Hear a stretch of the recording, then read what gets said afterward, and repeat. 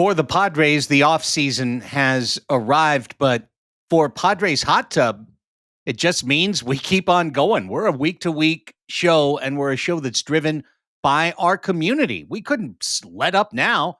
We'd be letting down our community that has joined around us at patreon.com/Padres Hot Tub. Going through that playoff run, which was all of 3 days old, guys, and having our nightly post-game shows. I think the thing we heard the most coming out of that last show was how thankful people were that they had a place where they could ride with their fellows along the way through the highs and lows of the 2025 season. And I'm here to say the offseason is not the time to unsubscribe. It's the time to resubscribe and to lock in, because if you want one place that you can go to where you're going to keep up to date on everything that's going on, the day-to-day minutia of the Major League Baseball transactions and all the rumors that are going on with the Padres, there's really no better place to follow it than our Discord. The only place that you can get access to the Discord is by joining our Patreon community, patreon.com/Padres Hot Tub. Frankly, the silly season can be frustrating for a lot of folks who are like kind of literal minded, but for us storytellers and trade scenario warlocks, this is a magical time of year. So come talk about 95 things that are never going to happen, and the Padres signing Paul Goldschmidt, because that's what they'll do, over on our Discord with us, the Padres channel.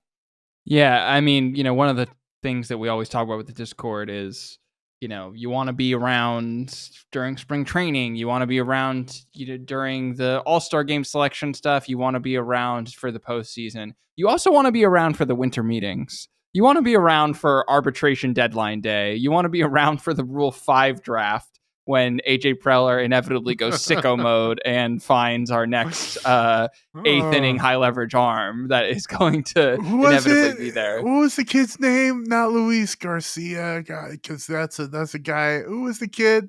They drafted a kid. He didn't play for us this year. Oh, Ortiz. Ortiz. Yeah. It was something Ortiz. Yeah. Yeah, I didn't make it. Didn't quite make it. Rest in peace, my friend. These are the types of fun. Yeah, these are the types of fun things. And plenty more. We've got a brand new show we're actually announcing this week that starts in the off-season that's for patrons only. Find out a lot more. Join the community now. Patreon.com/Padres Hot Tub.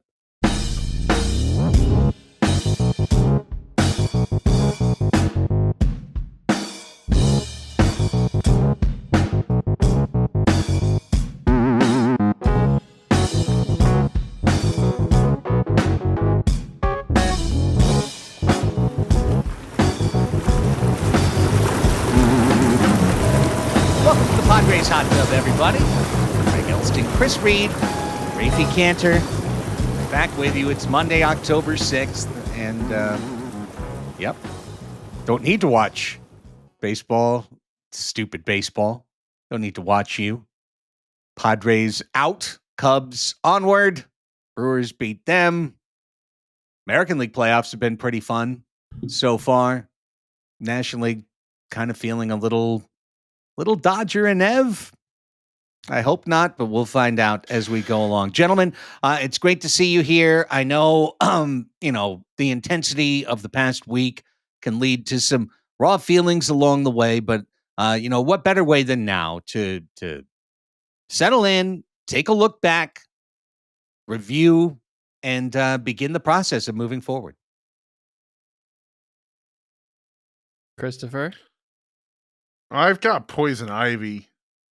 That's been a little bit better than thinking about the Padres.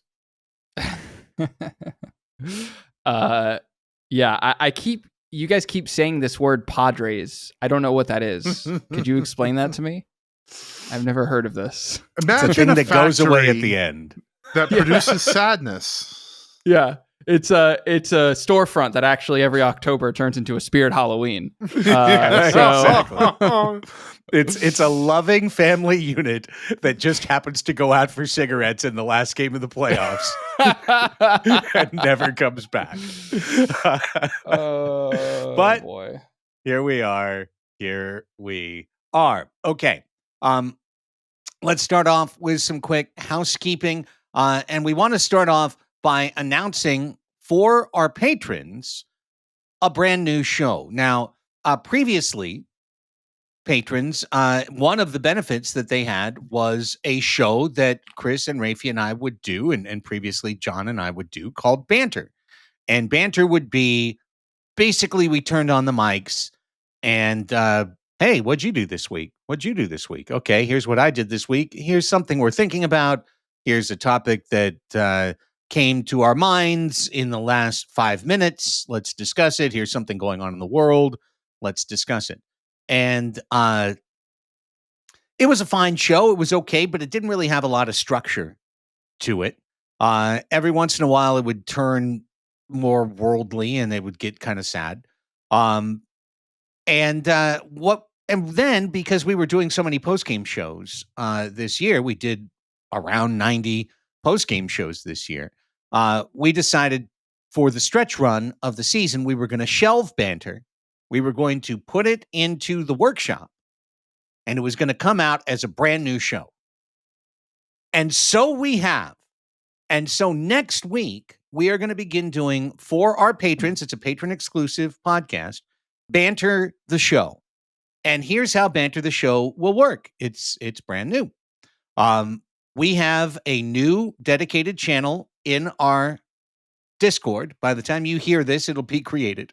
And it's not, right now we have a Banter channel, and that's where everybody gripes about the world. That channel will remain. There'll be a new channel called Banter the Show.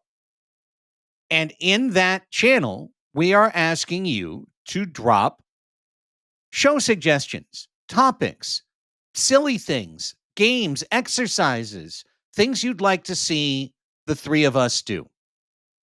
We are going to have our own suggestions. And then we're going to put them all on a wheel. We're going to bandy about whether they're worthy of going on the wheel. We're going to put the ones we like on the wheel. We're going to spin the wheel. And whatever it lands on, that's the topic for the next week's show.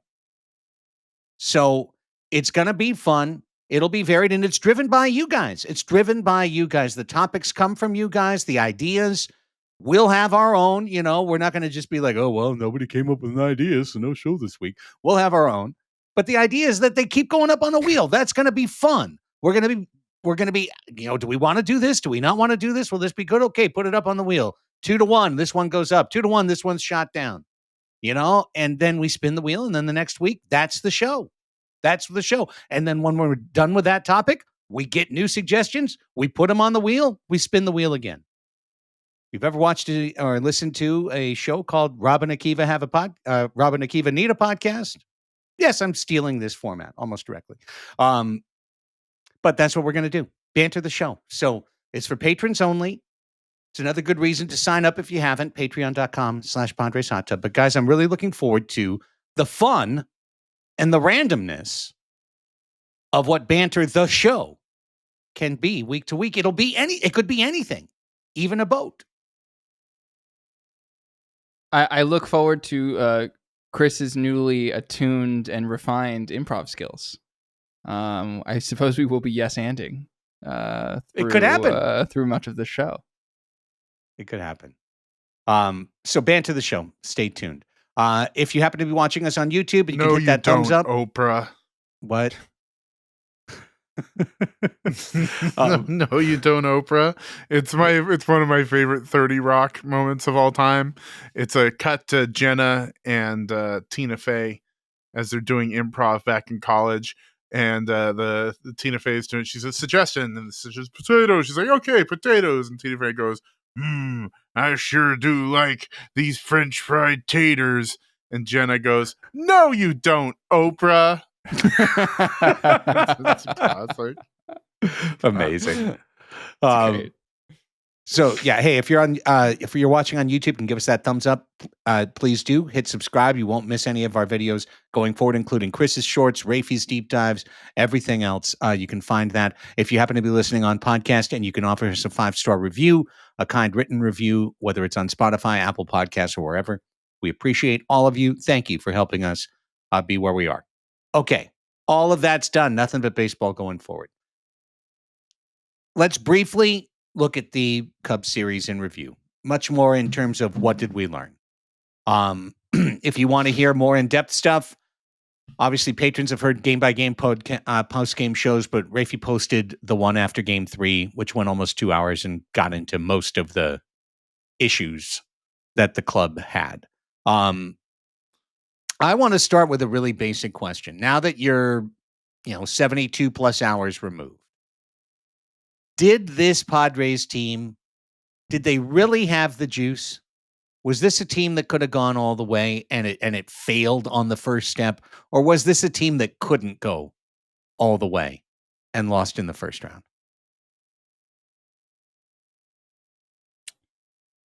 I just want to refer back to the refrain that I had much of the season and that we discussed on the preseason show with me, my mom, and my Padres, which was the 180 homer problem.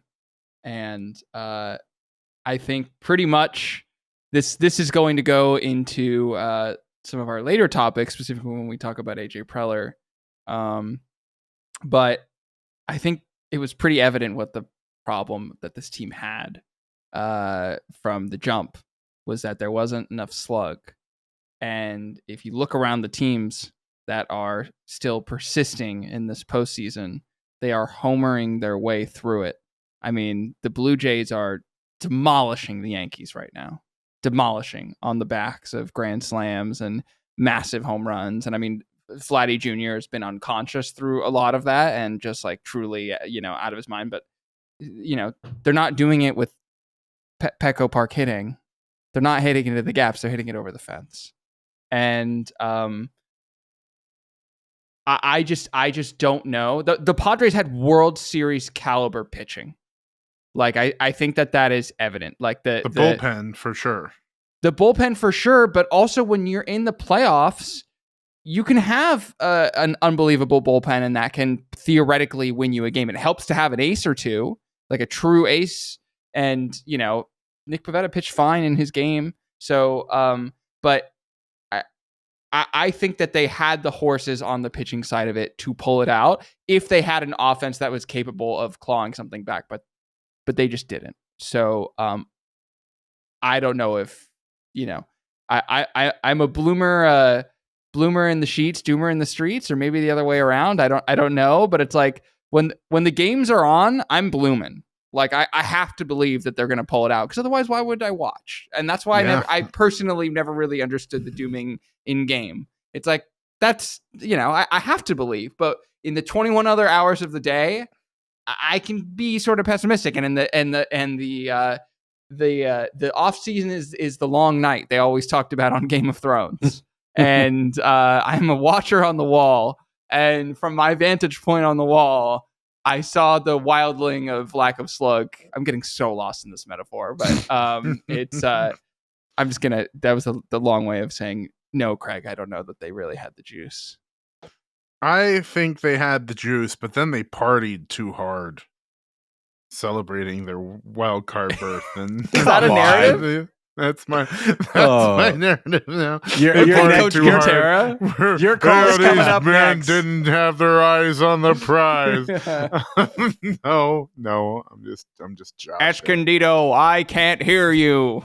I would say losing Ramon Laureano could have been like the fatal blow. Like that could have been the infection that got the team, just because like they had structural weaknesses built in, like you identified before a game was even played, Raphie, and the team did not play their brand of baseball. Like I feel like ball in play, contact hitting can really work out for you, and I want to see a team succeed playing that style of ball, because I don't think it's dead. And I do think that teams overlook it in favor of the three true outcomes. Like Letters to AJ wrote in one of his fantastic blogs this year, just talking about the overcorrection on bunting, in that, yeah, bunting in certain situations is stupid and they should never do it, especially 12 times in a season. But overall, Major League Baseball has overcompensated for bunting. And when an infielder isn't expecting it, and they're more than 90 feet back from the plate, it works more than half the time. So I feel like there is small ball on the margins that can lead to a winning team. We saw it with the Royals in 2015, 16. We've seen it happen before, and I like, it's entertaining to me. Like I would love to see a team that leads the league or is top 5 in batting average and is top 10 in stolen bases and top 10 in extra base hits. But that's not what they did. They didn't do that at all. So they built this identity that they didn't back up. They weren't very good at what they claimed their offensive strengths were. And in the end, 7th in batting average, 9th in on base percentage, and then dead straight middle of the pack because their slugging was so low, 28th in home runs. So I feel like that identity can work, but it has to become more well-rounded, and it has to be much, much, much better at it. So a really long way of saying no. In hindsight, once they lost Laureano, that slugging like capacity dropped below what they would need to do to win, and they had no answer. And obviously, I agree with both of you. And the plank that I'll add to the fire is, for me, a guy I talked about all summer, Michael King. Because Raphie is correct that a great bullpen can win a playoff series. It's true. It absolutely can. But I don't know that it can win 4 by itself. Yeah. And in particular, the way that the Padres utilized theirs in a 3-game series, burning guys every single day, sending guys to new career lengths in terms of outs asked to get within an outing, pitches asked to be thrown, and more. There's an expiration date to that, and it shows up at some point pretty quick. The difference with other teams, including the team that's leading the way, LA, is that they've got starters that are going 6 and 7 in the playoffs, not getting pulled after 3 1/3, or 3 2/3, their best outing. Nick Pivetta, I guess, is the one guy that got to make it into a 6th inning for the team at all. So it's a difficult situation to try to win that way. I think you need at least one horse for a bullpen dominant team. You need at least one guy that's going to take the ball and go 6 and set everything up for the next 3 days. And King has to be that guy on the 2025 Padres, and he was not. So, he was used for one lousy inning. It was a good inning, but lousy in terms of, I wish I had more. 1 inning for the entire playoff. And I do think that was an important factor. The questions that are mounting regarding Fernando Tatis Jr. and Manny Machado are understandable. These are the 2 guys that are the faces of the franchise. And in the final games of the last 2 seasons, those guys have been no-shows in terms of their production. They've not looked good at the plate. They've taken some of their worst swings at the end of the year. I would note that Fernando Tatis Jr. made 4 distinct contributions to the Padres' 1 playoff win. He got a single that he then stole third base that led to him getting in on a sac fly. Later, he drew a walk that put him on base for Manny's home run, for a second run scored, and he made a dynamic running catch in the outfield that saved at least a run, and who knows how much more, how the inning could have progressed. So Tatis didn't no-show the playoff, and I'll fight anyone who says that he did. But games 1 and 3, absolute nothing offensively. Manny had the 1 homer. He walked twice. Honestly, for a 3-game series, that's, within the range of acceptable outcomes, unfortunately. But what are your guys' thoughts on the Heat that the Padres superstars have taken since the season series has ended? I mean, I think it kind of goes back to what Chris's comment was earlier about the Ramon Laureano injury being the dagger in a lot of ways, much in the way that the Joe Musgrove injury was the dagger in 2024, which is that if you don't have Tatis and Machado showing up, who's going to show up? How is the team constructed so that someone else can make them show, can show for the team? And Ramon Laureano was, to my point as well, supposed to provide the slug, certainly on the right-handed side of the plate as well, and just sort of was a floor raiser, so to speak, on the rest of the team. And so without him, it was falling to, and I am going to slightly transition into our next topic, but it was falling into Gavin Sheets and or Bryce Johnson. And the matter of the fact is that Gavin Sheets, Ryan O'Hearn, and Jake Cronenworth were all neutralized by the fact that the team wasn't constructed in a way where they could avoid the lefty lane. And because of that, you really needed Jackson Merrill, Xander Bogaerts, and Freddie Fermin to show up and do the work. And I mean, what I will say is those guys did show up at various points in the series. Xander looked like he was seeing the ball well. Fermin was arguably our best player. Merrill hit a home run, like hit a double and scored after being hit in by Bogaerts. Like, those guys did show up in moments, but they didn't show up. No one showed up at the same time. No one was clicking at the same moment. And that's just gotta happen if you're going to win a playoff game. And so I don't know, man. Like, those guys aren't getting the heat if the team isn't constructed with a lefty lane. Like, it's just not happening. But they are the ones that have the big contracts and are going to have statues in front of Petco Park one day. So they're going to catch the heat. And that's why they're very, very, very well paid. And so is some of it unfair? Yeah. Does it come with the job territory? It does. There's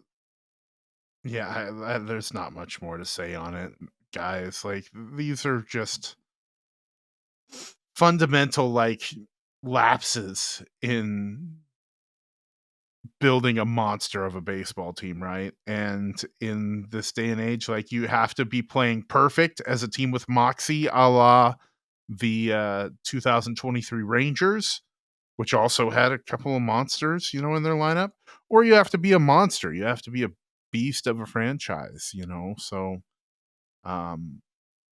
with that lane provided and the complete waste of 3 playoff roster spots on the bench, yeah, it's basically taking 6 of your chips and just wiping them off the board. And that's what happened. And the more I reflected on this series, the more I came back to Mike Shildt. And the reason for that is not just because I'm like, oh, I'm mad at Mike Shildt. Obviously, the guys we talked about didn't get hits. But really, before the last couple of weeks, one of the things you would say about Mike Shildt is that even sometimes on days when it didn't deserve it, he was always trying to make sure that his lineup went lefty, righty, lefty, righty, lefty, righty. Like, he would go out of his way to keep that pattern and make sure that he didn't have a lineup that was easily pitchable to. And then all of a sudden, at the end of the year, that just went out the window. And I'm not exactly sure what the reason is. The only thing I have are the words of Mike Shildt when he was asked about it after the first playoff game. And the answer he gave was, quite frankly, infuriating, which was, well, there was a point earlier in the year where I wasn't playing all the lefties, and boy, I really heard about it, not playing all the lefties. So now I'm playing all the lefties. And, when I was in Johnson City, I once had 6 lefties starting every day, every way, and we led the league in wins, led the league in runs scored. So I think you can do it with a lefty lane. Like, Mike, you learned the wrong lesson.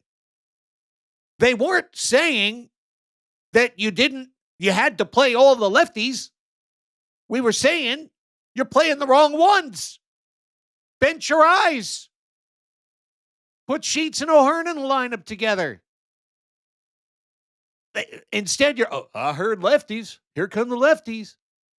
And one of the things that I really appreciate about STFC manager Mikey Vares, he says all the time, talking about the team, we want to have a bigger team.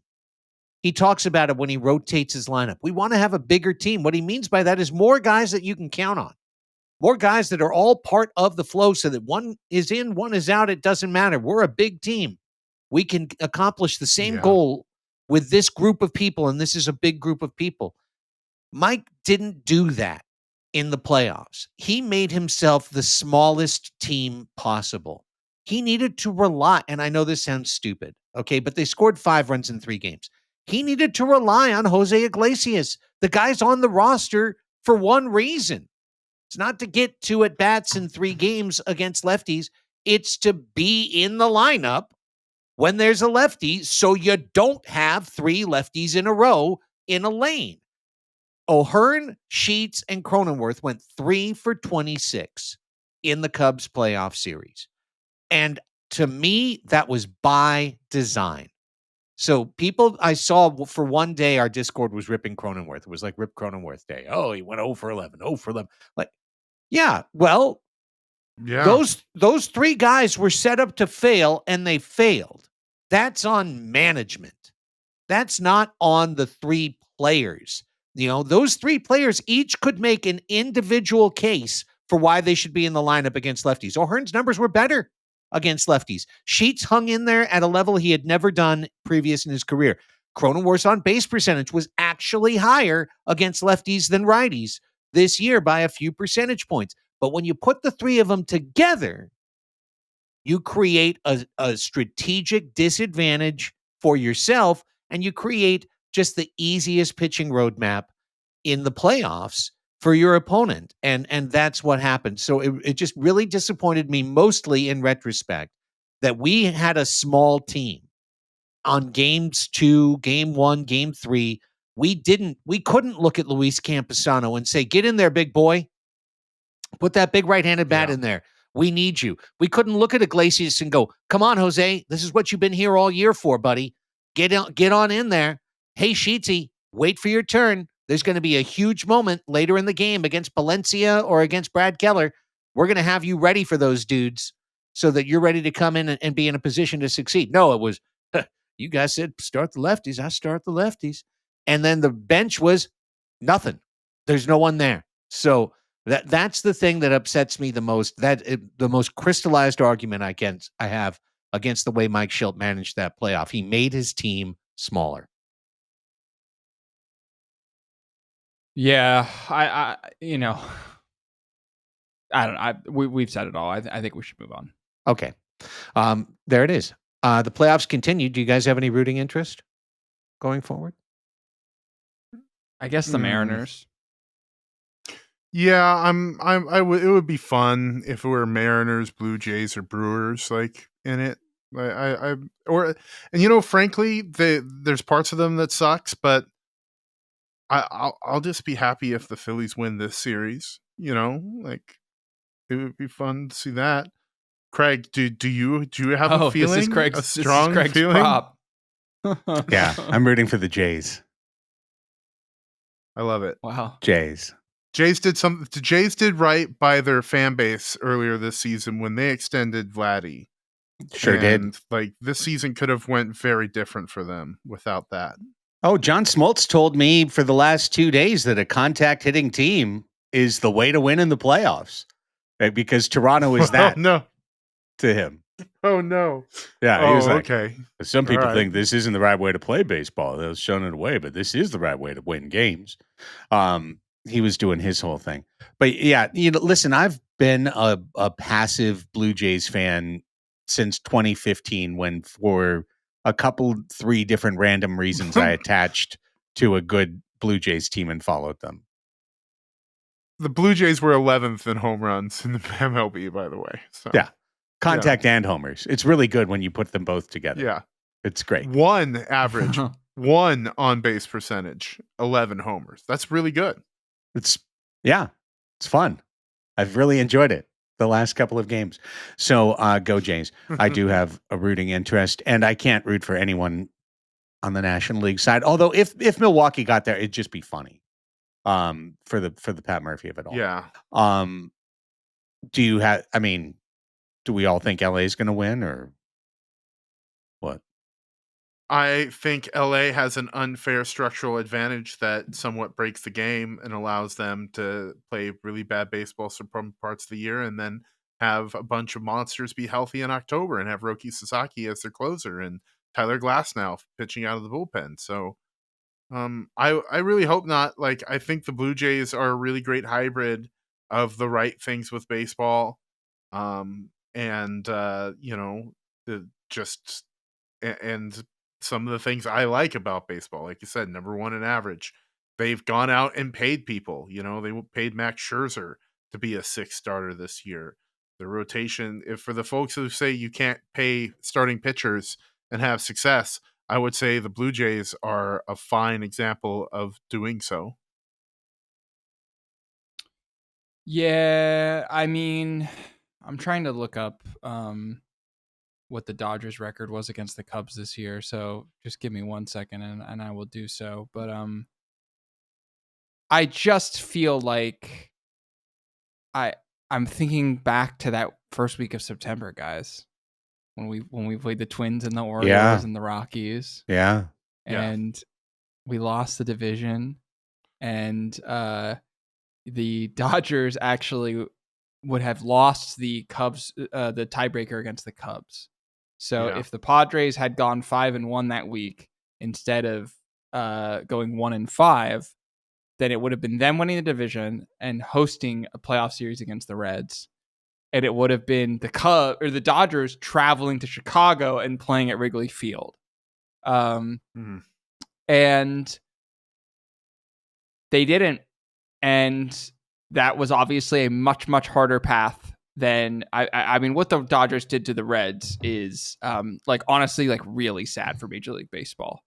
Just really sad.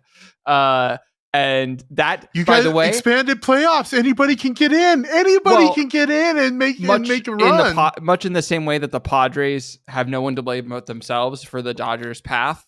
The Mets have no one to blame but themselves for the Reds. Yeah, because the Mets could have gone in there and punched the Dodgers in the mouth, and maybe they would have gone on to play the Phillies, but they didn't, and they are a laughingstock. And I don't know. I'm pretty fatalist, but we're recording as the Dodgers are playing right now. It's 4-1 in the bottom of the 9th.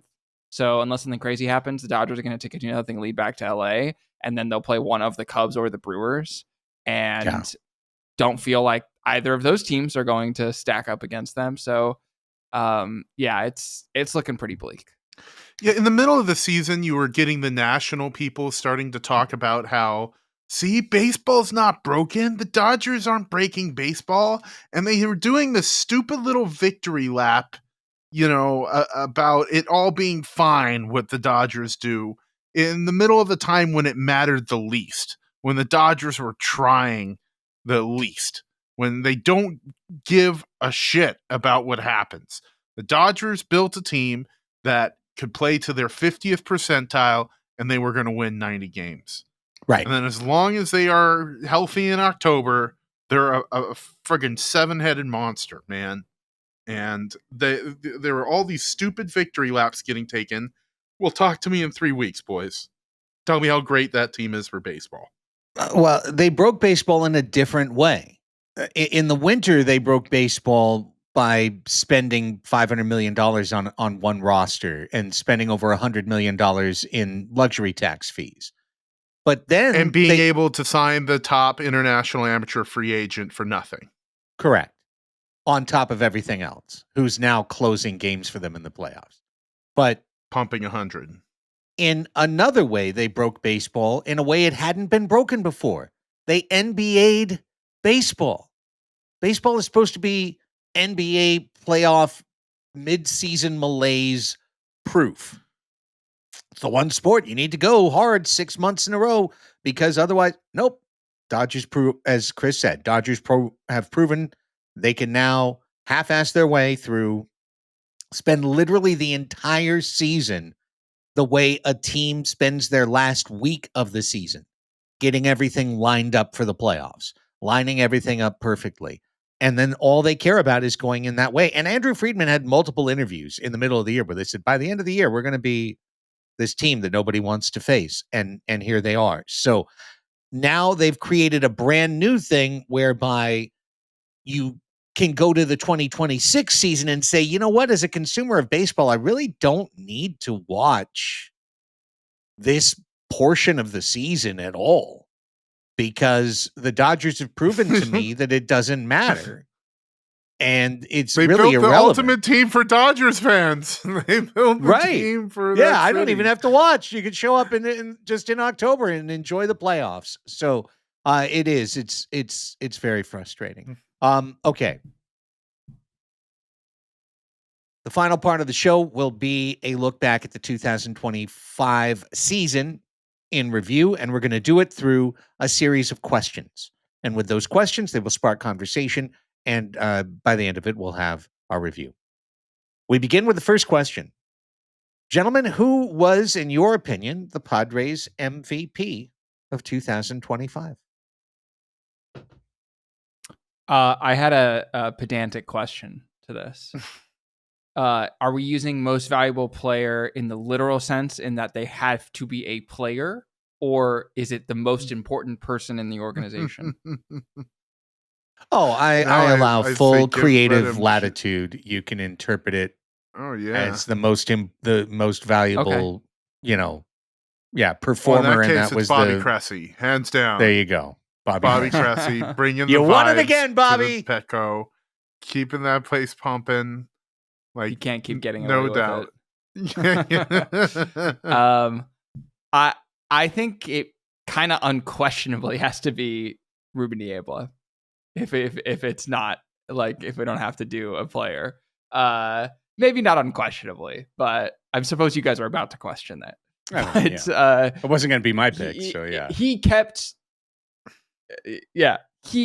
the Padres, like, through what he was able to do in shaping the bullpen and shaping the starting pitchers, some of whom were then traded away into a competitive and ultimately galvanizing force for the team to make the playoffs this year. So, I think there are obvious other picks, but I'm just going to go with Ruben Niebla. I think that's a good one, Rafe. At the beginning of the season, I went back and just listened to our predictions episode, and in the actual predictions episode, you laid out the starting pitching and its strengths. And in my preview, I was like, I am not touching the pitching at all, one bit, because Ruben Niebla is the pitching, and I have faith in him. And that faith was rewarded again. If I was going to choose an MVP. Just for the audience, Fernando Tatis Jr., 6.1 FR, Manny Machado, 3.8. So there's your offensive leaders. And I actually don't love using F4 for pitching just because it relies more on the pitch data itself as opposed to the results. And it leads to people like Dylan Cease having way higher value depicted than I feel like they actually give. So when you look at the B-WAR pitching side of things, Nick Pivetta had 3.8, which is as much as that's as much, almost as much as Manny Machado. So right. Nick Pivetta came through, was the ace on a staff that really needed it. This is really just hanging on to Raphie's because the pitching staff was the most valuable unit of the team. The bullpen being breaking it down to the subsections. The bullpen was incredible this year, and but Nick Pivetta, my Canadian tribute, stands proud at a really fantastic season he put in, of which, the 180 innings the Padres desperately needed. Okay, well, I'll save Pavetta for another category, and I'm just gonna say Tatis. And the thing that I really liked about the season that Fernando Tatis Jr. provided is that there were times in the year where it was clear that due to injury or something, he was robbed of his God-given power. And Fernando made all of the adjustments that you'd love to see him make in his early 30s in his age 26 season. He walked a career high 89 times. He stole a career best 32 bases. He had a 368 on base percentage, also career best. He wound up scoring 111 runs out of the leadoff spot. He did have 155 games played, and he was dynamic defensively. He was second in the league in steals of third base. So he wasn't just stealing bases; he was making impact steals that directly led to a higher probability of runs being scored. His arm is so valuable when you talk about this team's pitching staff. One of the reasons that they've got such a great job of holding runners on base is because you've got Tatis out there that's just a constant deterrent on every ball hit to the right side. Wait, I'm not going to go first to third. I'm going to pull up and say, I'm not going to test his arm. I'm going to stay at third base. And those are extra chances for pitchers to get out of innings. So I really think that, Nando had a terrible game 3. I don't know if getting the call about big league advance winning, and by the way, that $3.47 million settlement or payment, that's just this year. Next year he's going to have to do it again and again and again and again. It's 10% of his earnings that goes to big league advance. So it's $34.7 million out of that contract that's going to go to big league advance. He didn't want it. Obviously, he thought he could get out of it, but he should never have signed that deal. It's one of the great mysteries of life that I'd love to find out someday is why did he sign that deal with a big league dad and seemingly everything going for him, a ranch in the Dominican. Why would he do that? He did it. Doesn't matter. He did it. But, nonetheless, for that bad game that he had most of the season, Raphie, he really showed up for this club in a way, much bigger ways than a lot of the rest of the guys did. And your pick is the correct pick, by the way. Like I got all like whatever frou about it, but like Fernando was by far the most valuable player. I think that the fact that he didn't really have slug for 4 months of the season and was still like outpacing the rest of the team in WAR, was outpacing a lot of the National League in WAR during that time. Like even though he wasn't slugging, he was contributing in basically every other aspect of the game. He cut down on his strikeout rate. When Fernando came into the league, we were worried this was a guy who was going to strike out 40% of the time. And he really got that down. He got his walk rate way up. We saw the slug start to come back at the end of the year, and we saw him change his approach. And I would be completely fine if the team wanted to make his dad the hitting coach, because it's just, for whatever reason, that it works. He always plays better when he's in contact with senior. So, what is there to lose really at this point? Schilt's job, because Tatis Senior probably wants to come in as the manager, not the hitting coach. But just saying. Okay, let's keep it moving. And with Chris having stepped away, you can start on this one, Rafe, and I'll go second. How about best pitcher? I kept that one very wide. Best pitcher. The best pitcher. I think it was Morahone, man. Like, it's a good argument. I mean, like, Pavetta pitched the most and yada yada yada. Like, if you're gonna pick a starter, it was obviously him. But like, I mean, I don't know. I'm trying to pull up Adrian Morahone's stats right now, and he he obviously had a career year. He for a long time was leading MLB pitchers in like ERA and FIP. He finishes at 2.08 ERA on the year, a 2.53 FIP. He also, I think something that's like low key very impressive about his season is that he only stranded 68% of his base runners. You know, one of the things that we see when pitchers have great seasons, like when we think about Blake Snell's Cy Young year he had with us in Right. 2023, he was stranding like 87% of his base runners. Right. Like it was just a ridiculous, and that's something that like, yes, you can control a little bit of it, but some of it is just random. 68% is like not a high number at all. I don't even know what league average is. I don't have it right in front of me, but it might even be a little bit below league average or somewhere hovering right around there. And you know, to have the season that he did, he only surrendered 0.24 home runs per 9 innings. So I mean, he was incredibly stingy when it came to that part. He only allowed a 239 BABIP on the year, and his control was immaculate. You know, only 2 walks per 9. So anytime the Padres called upon him, he really did what he needed to do. There were I can think of 1, maybe 2 instances where he came in and like immediately walked guys and didn't have it, and like literally other than that, he was lights out. So I'm just so stoked that we have Adrian next year and that he's going to be a part of this bullpen and be a meaningful contributor to the team going forward. 13 wins, 3 saves, 20 holds for Adrian Morejon, all in the same season.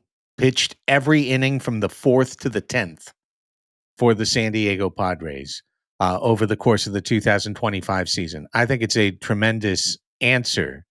The answer I'm going to give is unfair. It's unfair to a lot of great pitchers who spent a lot more time on the team. But it's also unfair because this player is unfair to the sport and to humanity. Randy Vasquez. You there he said it, is. Craig. You are absolutely correct.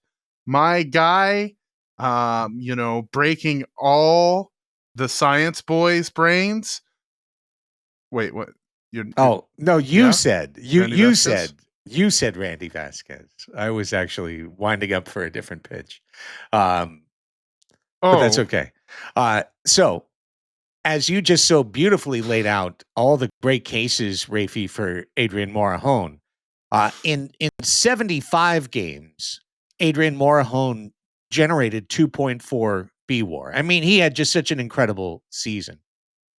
In 22 games, Mason Miller delivered 1.4 BWAR. And let me tell you about those 22 games. How about 23 and a third innings, 7 hits? 7 hits. Okay?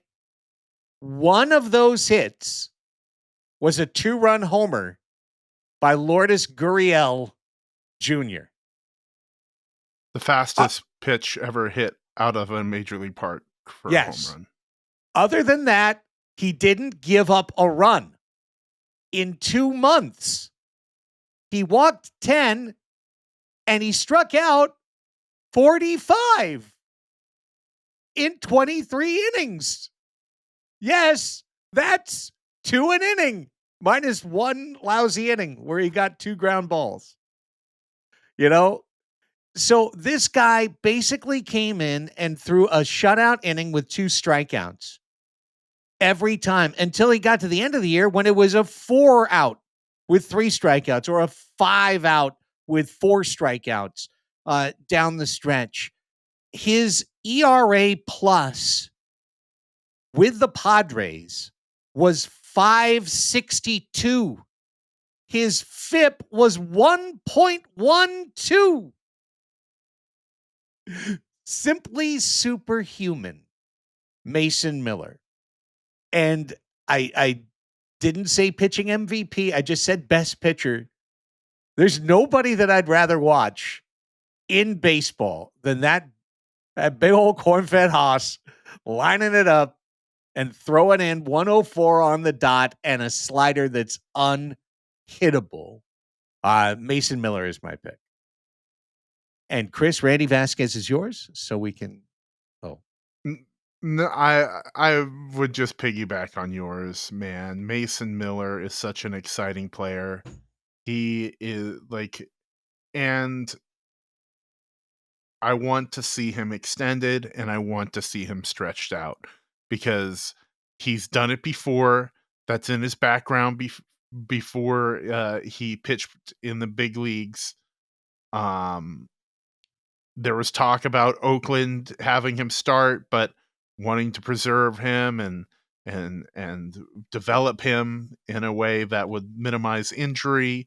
So he's been out of the bullpen, but this is a guy who had a $600,000 signing bonus. And while, yeah, over arbitration, he's going to add up to quite a bit of money. Like, he's going to add up to over $20 million in ARB. The projected figure for next year is about $3.5 million. Over 4 years, because he's a Super 2 guy, that's going to add up, and it's going to be big.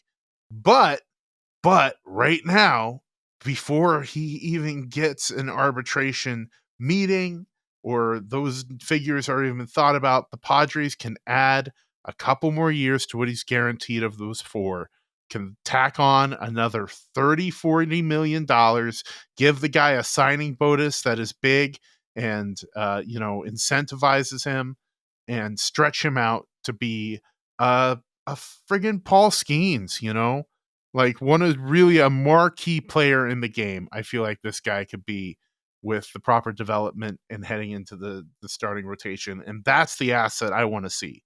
So an amazing year for Mason Miller. And he threw a perfect pitch. Like, he threw the best pitch I've ever seen. Probably the best pitch that any of us have ever seen. yeah. Because it was 104 miles per hour and it was on the black on the outside corner at the knees. And the umpire called it a strike. Crazy. Imagine that. Holy wow. Right? Okay. On to best free agent signing Best of the year for the Padres. We've already talked about that. Like, there's only one. There's only Right. one, guys, because it might be one of the top 3 in baseball. Yeah, it's Nick Pivetta. Nick Pivetta was the best free agent signing. He came at the right time. He led the team in innings. He led the team in starter wins. He had his best season. He finished with an ERA below 3. He pitched well enough to represent himself well as a game 1 starter in a playoff series. He tamed his home run popping demons for the most part. Basically giving up 22. I think I'm pretty sure on that preview episode you watched, Chris, that I said it was basically a guarantee that he'd give up 25.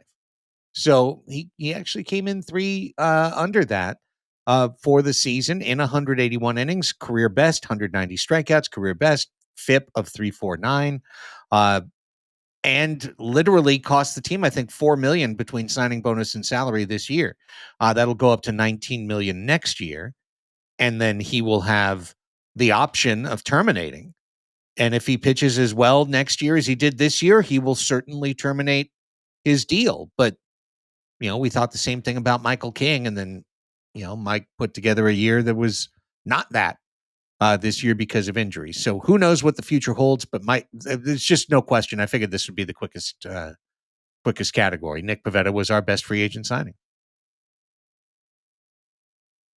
Is there anyone else? Would there literally be anyone? Is like Jose Iglesias our second best free agent signing? Who was our second best free agent signing? Gavin Sheets. Gavin is the second. Sheets. Oh, Gavin Sheets, Sheets. Absolutely. yeah. Absolutely. Okay. Yeah. And then it's Iglesias. Yeah. Congrats, OMG. Well Pretty done. much. And then it's 12 miles of dirt road, and then it's Yuli Gurriel. Okay. Last year, this was the quickest category. This one, I don't know. Who was the best rookie for the Padres in 2025? They didn't have many. Who was the best Ryan rookie? Bergert.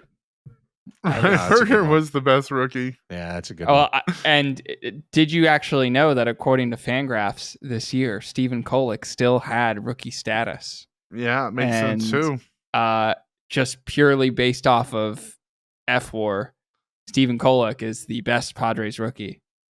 0.8 F-WAR this season. So you can make an argument that the two best rookies were both traded away. So there's that. Craig, who's yours? I'm going to go with a kid that was completely off everyone's radar at the start of the year, and that's the pride of Hope International University in Fullerton, California, David Morgan, who showed up mid-season, again, just kind of what? Oh, we heard about this guy that struck out 15 in 8 innings in the minors or something, but who cares? That's in the minors. And then David Morgan wound up throwing 41 games, 47 and a third innings of 2.66 ERA baseball for the Padres. He held right-handers to a 200 average and a 606 OPS. He did give up 4 homers to righties. He gave up no homers to lefties, walked walked a lot of them, actually, 392 on base percentage against. But he was pretty good against righties. And he wound up being reliable enough for a stretch before he got hurt very briefly that he was kind of the 6th horseman, so to speak. He was the Shetland pony amongst the horses running, but he was there. He was really effective in being used in leverage situations. So great addition to this team going forward, potentially. David Morgan, just adding to that stable of arms and making you really feel like Suarez leaves. And unless they do what Chris said and convert Mason Miller, you're like, our bullpen is stacked, man. We got Miller at the back. We got Morahone. We got Adam coming back. We got Estrada. We got Morgan. We got Wandy. We got Yuki. Like, okay, we got 7 dudes, though. I mean, 5 dudes and 2 guys. We've got a 7-man bullpen already, like at cost, locked up, ready to roll for next year. Morgan's a big part of that. So I think he had a great season worthy of mention. I can just hear Caleb, the booty hippie, screaming at his radio that we should also shout out. He's a Humboldt crab and not just from Orange Coast College. And a former Portland pickle as well. Portland pickles. Forget. Please don't forget. Yeah. Also, we have Bradley Rodriguez with another season at the Point Loma Nazarene biomechanics lab and in Peoria. Yeah, Bradgley. Yeah. Bradgley. Bradgley. Brad Glay. That's what it was. Brad Glay. Okay. Just reminds me of the SNL sketch with the they're all in the hot tub at the Wellesley Arms Hotel. Barbara Hernandez, Brad Glay Rodriguez. Who was the Padres' most disappointing player in 2025? Should I just go 3, 2, 1? Michael King. Oh, I would say Dylan Cease.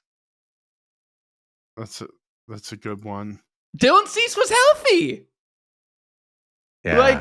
I'm sorry. Dylan Cease pitched 180 innings and fucking pitched his ass off in the playoffs. And Michael King not being able to pitch his ass off in the playoffs is not his fault.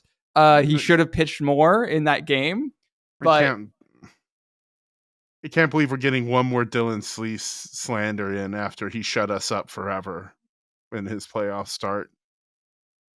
I don't think you can say it's Dylan Cease, though. No, Michael King was the most disappointing. Yeah.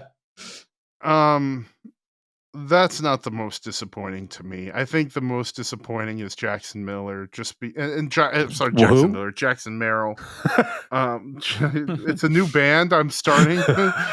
Jackson Miller. We play Jackson Brown and Sawyer Brown. And Steve Miller band Sawyer, as well. Is that Steve Miller? Yeah, there it is. Jesus Christ. Jackson Merrill's season was really disappointing and not through any fault of his own. He was just banged up, got hurt a whole bunch, wasn't able to put together a repeat of his freshman campaign. And it wasn't even like a sophomore slump, because we saw what he can do at the end. Like, his last 2 weeks of the season were just a shower of extra base hits and slug on a team that needed that all year long. So it was disappointing to not have Jackson Merrill have a repeat or build upon his near Rookie of the Year campaign last year. Okay, look, I understand that Dylan Cease pitched into the fourth inning of a playoff Leave game Dylan and didn't give up alone. any runs. He shut us all up forever. He did the thing like For we the all said. The playoffs. one thing we can't see I in know, the playoffs for the is Dylan playoffs. Cease, and he shut us up. We got to tip our hat to the mustache man. He did it. As a point of fact, he didn't throw 180 innings. He threw 168 innings, making the most starts for the team, whatever. 32.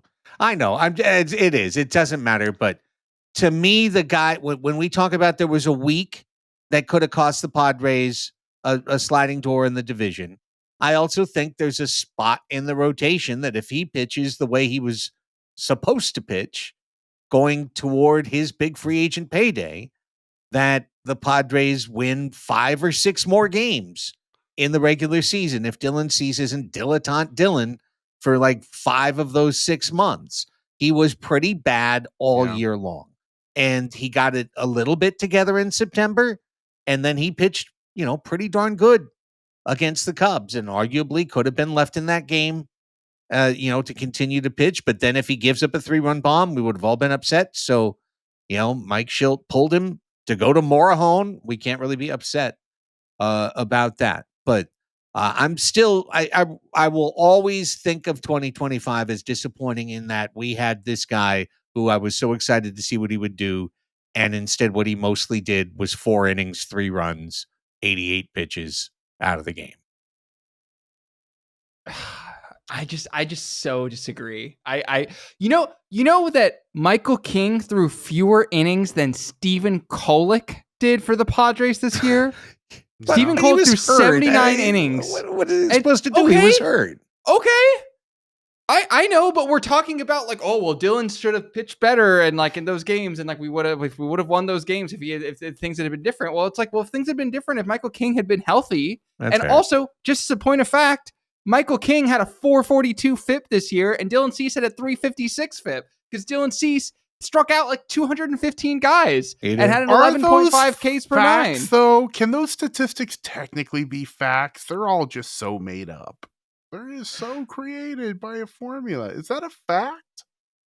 You've made a strong Also, argument. If Michael King has a better season, he's pitching in game 3 or game 2 or game 1 and not you Darvish. Yeah. So it's a strong argument. I don't know if I can really dispel it, but I still put Cease on the board anyways, so You've got to. It's gonna go on your headstone, Craig. I still put it on the board. Still put him on the board. He'll be a pallbearer at your funeral so he can let you down one last time. I would say that all of those 3 guys, they may have been the most disappointing, but none of those 3 cost us an early exit from the season, where I think our next category, very well could have. All right. Well, that is a worst decision / free agent signing. And I'll lead this one off right away because we talked about it a little bit on the post-game show. And in the offseason, when we were pondering this player, we were not all unanimous in that he should be brought back. What we kind of said is we think he's due for a really big raise. We're not sure the Seidler family will pay it. We're not sure the Padres have room for it in the budget. And if you're going to spend that money, it might not need to go to this player.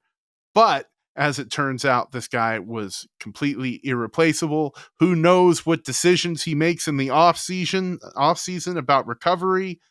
He doesn't play in the weird spring training game that got him hurt and requires steroids if he's a Padre. And Jurickson Profar not being kept in left field on what would have been a really, really good $15 million per year spent, I think wound up really costing the team. And, I can rail for 30 minutes about signing any combination of Gurriel or Maldonado or Connor Joe or Jason Hayward. But the fact is it starts with that decision to not spend the money would be good money, that is going to fit. And you have to start problem solving it at that point. And if it's never a problem to begin with, the Padres signed Jurickson Profar.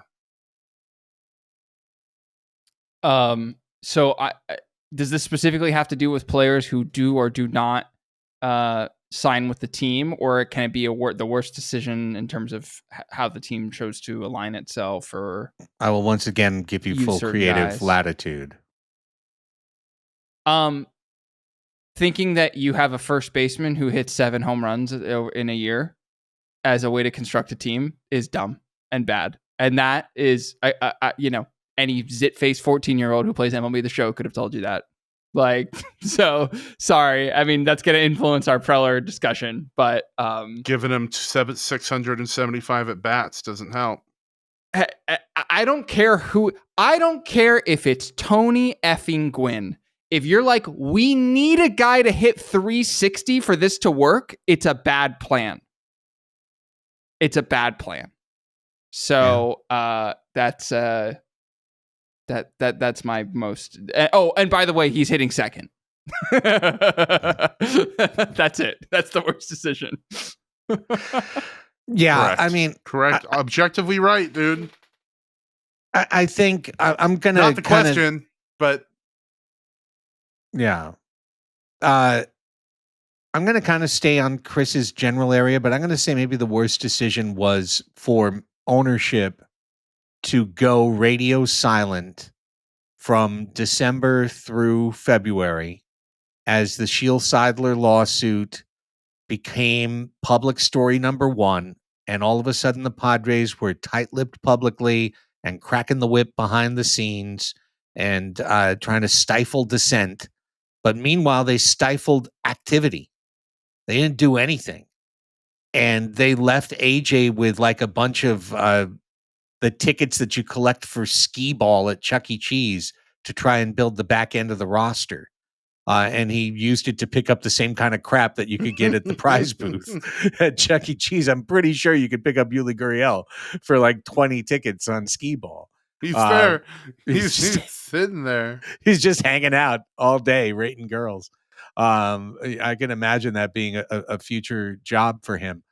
If they had that flexibility earlier in the year, they might have made some dynamic moves with the roster, and one of those could have been a decision to re-up with Jurickson Profar, who I said on our final post-game show, just echoing Chris's thoughts, seems like one of 3 people in the world that can get through to certain critical players on the Padres team to get them fired up on game day and get them locked in. I feel like he is like a special unlock for Tatis and Machado to just get in between those guys, and he has their ear. Whereas many people, and clearly the manager does not. Clearly no manager has. I want to be clear about that. Not Schilt, not Melvin, not Tingler, your point? Not Green. They can't hire Tatis Sr. As hitting coach. He has to be the manager. Back to your big league advance conversation. Yeah, he would have to be the manager. Yeah, absolutely.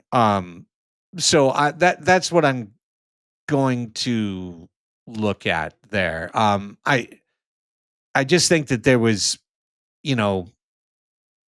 a series of these little free agents, and I was trying to add them up to a Profar, and you can't. You get to like half a Profar if you get all the way through Kyle Hart and Hayward's money and Joe's money and Gurriel's money and everybody who didn't make the team. You don't get all the way there, but I would have liked to have not seen ownership do that, and they better not do that this year. John Seidler sent his letter to the season ticket members today, and in the very last paragraph, it said there would be a thorough review of the organization as a whole. I didn't really like that because that makes it sound like there's a structural issue, a Preller issue, perhaps, with the team. I don't think there necessarily is. I think that one of the ways he could have opened up them purse strings a little bit earlier in the winter, so we didn't get stuck with this grab bag of suck. But by the way, you know who's really the most disappointing player? This is one you guys will all agree. Luis Campusano. Luis Campusano went 0 for 21 for the San Diego Padres while OPSing over 1,000 in the minor leagues the whole time. And he never was integrated. He became a non-factor. He wound up on our playoff roster somehow, which was a guarantee that we would have an empty spot on the roster. If there was one word that encapsulates the season of Luis Campusano, it is disappointing. It was disappointing that it turned out to be that 0 for 21 and nothing else. I just don't know that someone who has 21 at-bats in a year can be the most disappointing player of Kyle the season. Schwarber is 0 for his last 21. Better bench him. Better not play him anymore. Yeah. The disappointing guy. Right. I mean, you can lop that in with like decision. Like the decision was made that Campusano would never play catcher, and the decision was made that he wasn't worth giving at bats to in lieu of Yuli Gurriel or in lieu of Martin Maldonado. The organizational development of Luis Campusano, as Raphie said in a post-game show a few weeks back, like it ranks very high among the organizational failures the past of AJ Preller's tenure, really. I know the early stuff was kind of bonkers and you can find a lot of mistakes there and bad decisions, but like why this guy isn't a first base. If like your coach, if Bob Melvin, former big league catcher, was telling you this guy isn't a catcher, I'm sorry, we can't do it. And then if his heir apparent, Mike Schilt, is down in the farm system, doing his job, going, yeah, this guy can't be, he's really not very good, I don't think I'm going to use him much. The communication between Preller and Schilt is supposed to be really good. So, like, he knew his opinion from Schilt being down in the minors and working with Campy and being in the system. So, like, it's a bad decision to give Yuli Gurriel a roster spot and Martin Maldonado a roster spot and give up on Campy and then, say he's had his chances, as Mike Schilt put it earlier in the year. He said he's been given his opportunities, and it reflected a disbelief in him that bore out. Let's wrap up with the biggest surprise of the 2025 season, and I'll go first. Maybe this is easy, but I think Gavin Sheets. He was a non-tender of the White Sox. He was a negative WAR player with Chicago, and while he only wound up at .7 B WAR, 19 homers, really held down left field in a critical time before the trade deadline when injury and attrition had left the Padres with nobody to play left field. Sheets went out there and was actually pretty decent. He hung in there against left-handers, unfortunately to the detriment of the team later in the year when he was asked to face the toughest left-handers in the playoffs. But I didn't even expect Sheets to necessarily make the team. And he wound up playing 145 games and getting 545 plate appearances for San Diego. So he's, on a pleasant side, the biggest surprise for me. I think that's a great call. I would have absolutely picked Gavin Sheets. So just for the sake of being different, I will say Xander Bogaerts' defense was a huge surprise for me. Xander Bogaerts was fantastic at shortstop this year. He ranked 6th in baseball in terms of fielding run value, according to StatCast, at the shortstop position, just ahead of Jeremy Pena, Mauricio Dubon, and Colson Montgomery, just behind Joey Ortiz. I mean, this was a guy who, Pracoda and I were talking about, he's got to permanently play second base. Otherwise, like, this isn't going to be a salvageable situation. He's a guy who the organization thought shouldn't be playing shortstop and moved to second base in favor of Ha-Sung Kim. So for him to move back and be like truly like I don't know about excellent, but I would say very good, very, very good. Is such a good development. And if that's something that can hang on even for 2 more years until Leo DeVries gets here, oh wait. Raphie, Raphie, that Oh. is my biggest surprise of the season right there. You just nailed right into it that Leo Dallas DeVries is not a San Diego Padre. It's a good one. That is my surprise. It's a good This one. is a guy I thought was untouchable.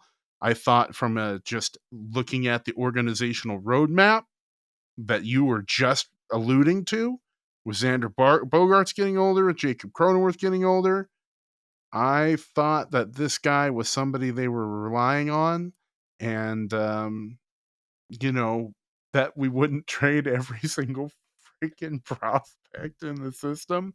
But I was stunned on deadline day to see that that's not the case, and that nobody is sacred in AJ's pursuit of just dudes. And Mason Miller is objectively a dude. But folks, get ready. Leo had a 144 WRC plus, a AA for Oakland. Slugged 551, hit 5 homers and 100 at bats. That dude could be really, really good. And I didn't think he would go. That was my biggest surprise of this season. Well, we're going to wrap with a couple of ratings. How would you rate AJ Preller's performance in 2025, 1 to 10? Oh. Can I give a 2029 score and a 2025 score? The future is never promised. So, nope, just 2025. I want. What's your 2025 score, Chris? Like a fucking 9. Like he did everything he could with what he was given, considering those constraints in the off season, not being able to be a part of free agency at all. Like the thing I blame him the most for is the lack of depth on the bench. And I feel like he absolutely crushes that with $12 million. Like I in my heart of hearts, if he's not limited to whatever he had on the bench budget, he spent 3.5 on OMG, I want to say. And went for league minimum or $1 million deals for Hayworth, Joe, and Maldonado. Like, I feel like if that's $12, $15 million, it's a much better team, and I don't blame him for that. Like, he built a bullpen that was a monster. He is Tatis and Machado showing up away from still having his team playing.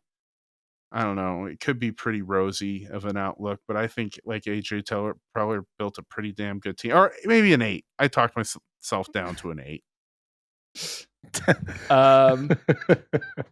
It's so crazy to try and put this into one number because I know it's unfair, but that's what's part of what makes it fun. I'm gonna give him a 5. I'm gonna give him a 5. Yeah. You're asking me what I think AJ Preller did as a general manager on the whole for 2025. And he did a lot of amazing things. Gavin Sheets was great. Finding David Morgan, bringing him up was fantastic. The Nick Pivetta deal, bro. Nick Pivetta deal was amazing. It was awesome. This was a team that entered the year without a left fielder, without a catcher, and with Yuli fucking Gurriel on the roster. And they didn't remedy two of those Machado's 3 things. fault, man. That's Manny's fault. That's not on AJ. And they didn't remedy 2 of those 3 things until the trade deadline. So they played 65% of the season with basically no catcher and certainly no left fielder. Again, I said that the plan where you have your first baseman hit 7 home runs and he needs to hit 360 for it to work, not a good plan. And I don't, the whole he doesn't write the lineup card, so you can't really we'll talk about Schilt in a second, but he does hire Mike Schilt, And so, whatever frustrations you have with Schilt as the general manager and president of baseball operations, I do think Preller shares some of that blame. I think that the O'Hearn and Laureano trades were fantastic. Like I was very happy with that. And we're going to have no idea about the Miller for DeVries trade. It's certainly a risky one, but also for the reasons that became very evident this playoffs. Like the fact that they're going to have Mason Miller for 5 playoff runs, now 4 playoff runs, and no one else can have him is pretty sweet. It's pretty effing sweet, and that's awesome. I think that he got his effing lunch money stolen from him in the Fermin trade. I think that is going to age very poorly, and that like not having Bergert, and I don't know if Stephen Kolek is going to turn into anything, but the fact that they did not have those guys down the stretch and did not have those guys in any sort of when they were just constantly like running out of starting pitching, where when Kyle Hart was making starts for the team and in September when they were in a division hunt and they could have had Ryan Bergert or even Stephen Kolek, yes, even Stephen Kolek doing that. And Fermin, who played great in 3 games in the playoffs, and I generally am happy he is on the team. Like, he was not a impact player for the Padres down the stretch. He just wasn't. And all he did was he took a shitty situation and made it stinky, farty, smelly. Like, that's all it was. Slander. And so and by the way, I'm still happy AJ's our GM because now we're at a point where we fucking need him. He's got a dead man's hand switch on the front office. He does. Drive because anyone else who comes in is going to F it up or they're just going to scrap everything. So, I think a 5 is fine. Okay, you talked me down to a 7. And it's very interesting. I think it's a compelling case, kind of against Preller's year in whole. The deadline was exciting for everybody, and he patched so many holes at once that it had us all in a very electric mood, and especially the fact that he was able to do it a year after he did it. And it was that whole thing with the meme of "you fool, you cretin," but it was like, well, we drained the farm system down to DeVries, Salas, and the puddle sludge below their boots. And it was like, no, we can trade like 15 more guys. 1 year later, we can trade 15 more guys. So that is remarkable. For that alone, Preller gets a passing grade. The fact that he was able to negotiate, quite frankly, with no contract extension, the ownership trade over, losing his,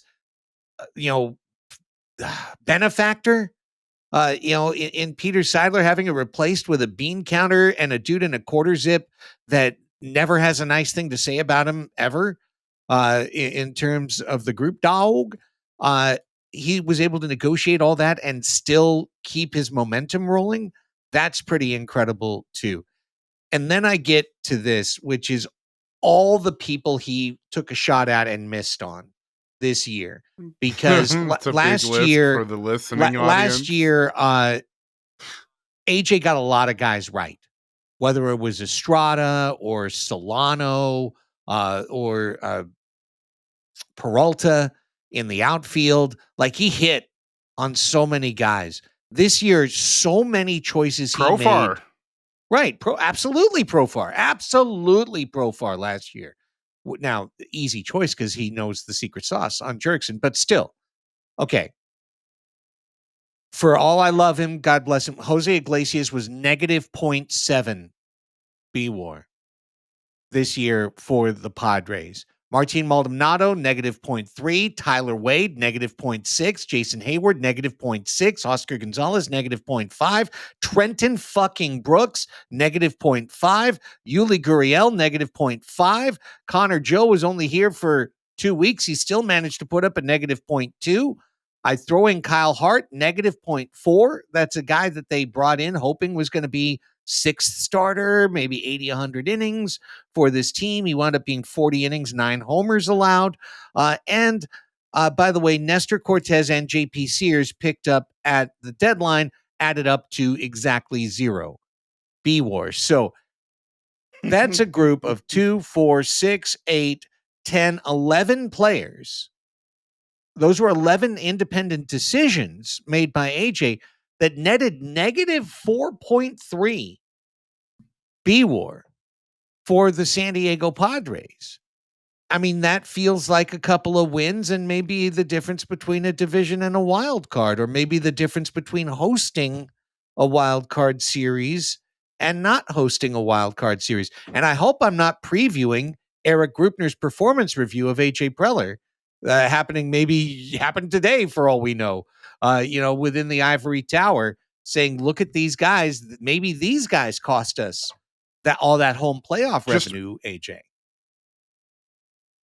Just for reference, Craig, how many of those guys on that list are making $1 million or less? Maldonado, right? Hang on. I have to double check that. Yeah, Maldonado definitely less than $1 million. It was $1 million is what he got. So did Uriel. Okay, so if they made $1 million, that's not less than $1 million. That's $1 million. No, I said $1 million or less. $1 million or less. Okay, so Hart made more. Iglesias made more. And I mean, they paid more than that for Cortez during the time that they had him. So 3. No, his salary got traded down. Oh, that's right. His salary got traded down. So 2. Hart and Iglesias. Yeah. And that is your point. That's the winning point. That's the Pro Preller point. He was given nothing. He was told, go, root around in the F bin and come up with what you can come up with. And what he came up with was negative 4.3 B-Wars. So, that's a good indictment of management, upper management, to not give him an extra $6 million to round out the roster a little bit more professionally. So take it for what it is. My number is 6.5. That's my number for AJ in total in the season. It's 6.5. It's definitely a winning grade. What he did in season to get the team to where it got was pretty dynamic. His ability to refill the farm system is unparalleled, and he wasn't given a lot to make all those decisions, and he basically hit on, none. Basically hit on none. Gavin Sheets. He hit on Gavin Sheets. So, when you play around and you get 10 pulls in the crap bin, getting 1 Gavin Sheets out of it is probably a pretty fair return. Yeah. Yeah, that's a $5 scratcher making you $20 for sure. I would like to rate Mike Schilt right away. That's our last category. Go for it. And you talked me back up to an 8. You talked me up to an 8 there, Craig. All right. On AJ Preller. And so it's an Mike 8, Schilt a 5, and a 6.5. 9. Whoa. Yeah. Mike Schilt is a solid 9. And in order to do so, I have to look at the guy who is the first Padres manager to win 290 games in a row. Oh, shit. Wait. He let Trenton Brooks hit how many times? So many times. Okay, so that's down to a 7. That's just, down to a just 7. For Trenton Brooks, he's done 2 points. Luis Arise took how many at bats this year? 620. 675 plate appearances. That's down to a 5. What? Okay. Oh, you're right. Sorry. Trenton Brooks had 43 plate Mike appearances. Schilt gets by a the 5. Way. Okay. That's Jesus. I'm going to stop at a 5. Okay. Because the man won 90 games, and that's all I got to say about Mike Schilt. He won 90 games, and he gets a 5. Rafe? I think if you were to ask me how I rated him on the 2025 regular season, I'd give him a 7 and maybe even an 8. And if you were to ask me on how he did in the playoffs, I'd give him a 1. I think he single-handedly put his team in a position to just fail epically. And so If you're sort of deterministic about this, you'd say that I should just give him a 1 because who gives a shit what he did during the regular season. If, he manages poorly in the playoffs and that ends your team season, then, it's a 1.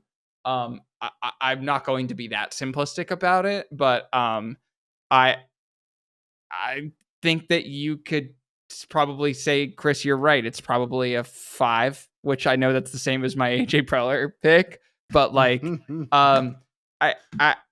Preller do picks have too low. It's too low. Yeah, but like genuinely, the same. How many managers are there in Major League Baseball who you think genuinely like make a difference and improve their team's odds of winning? About 5 every year. Probably a good number, about 5.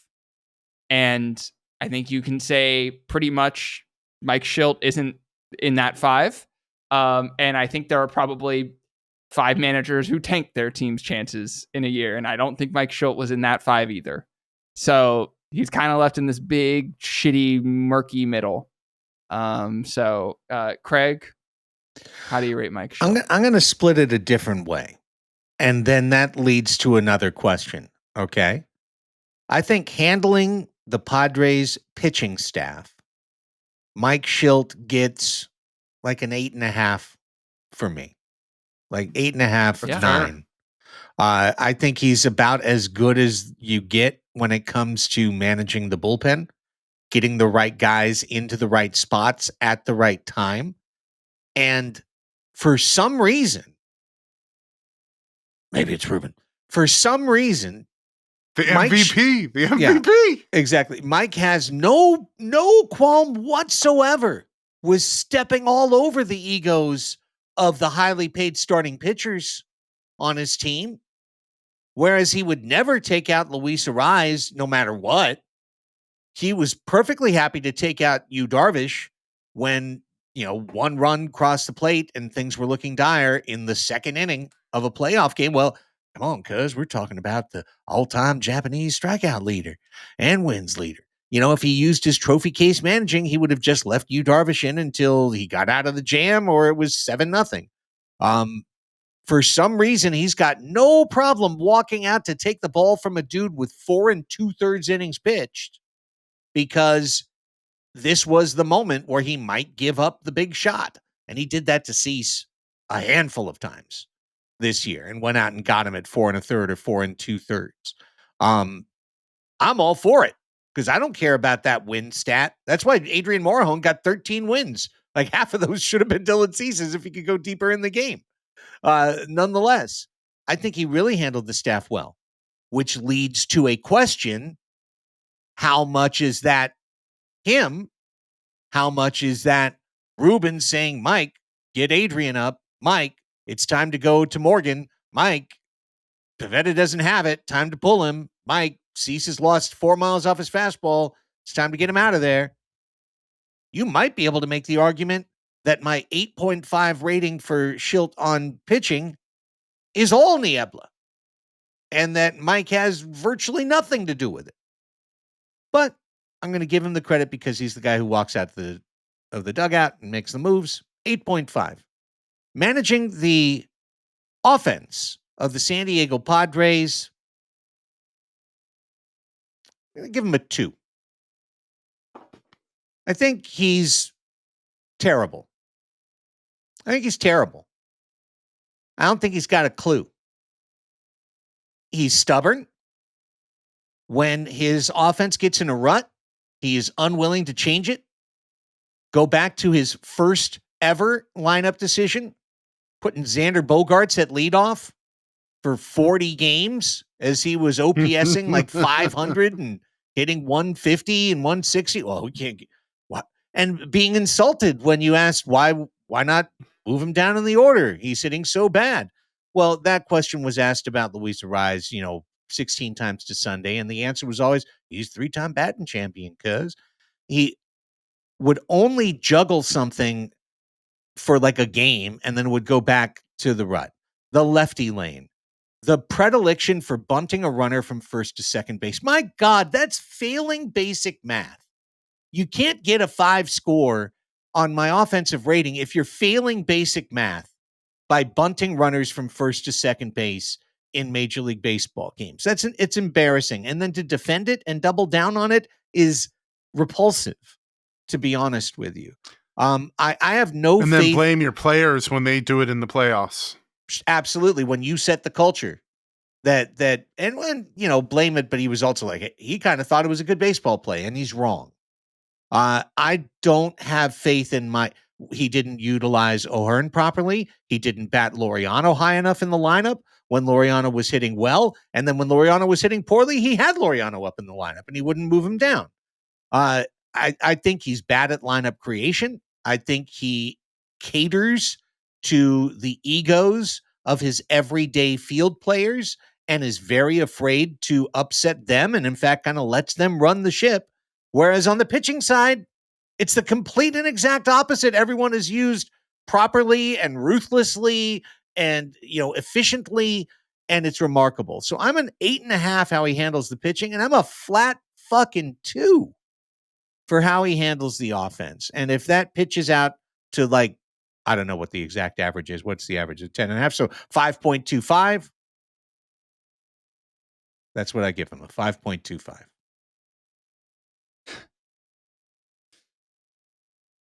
I think you did some cooking there, Craig. I think you said it well. Don't trust him to set the next lineup. If your rating's a little too high. Your rating's a little too high. I understand. 0.25. 5's right. 0.25 too high. Yeah, by 2.25. You got to win on the margins here, Craig. I understand. Anything else, boys, in our season in review? I mean, we're going to be doing this season in review for a lot of the next few months, and we're going to be looking ahead as well. And so, free agents. I have nothing else to add tonight. All of that. Yeah. We've got so much ahead of us, and I mean that's the beautiful thing about baseball is that it is a cycle. It is we die and then we are reborn every spring, and so I have nothing to add for this week. I'm just, again, eternally grateful to our patrons and to you both for getting to experience what was, I do have to remember and tell myself every morning when I wake up, a fun season of baseball. It was. It was just a bummer week. That's all. All right, guys. Great show. A little bit longer, but it was the season in review with playoff stuff tacked on the front as well. When we come back next week on the show, we're going to look at those free agent decisions for the San Diego Padres. And that's what we're going to do. So get ready for that in a week. Until then, for Chris and Raphie, I'm Craig. Go Padres. To Cancun. Go Padres.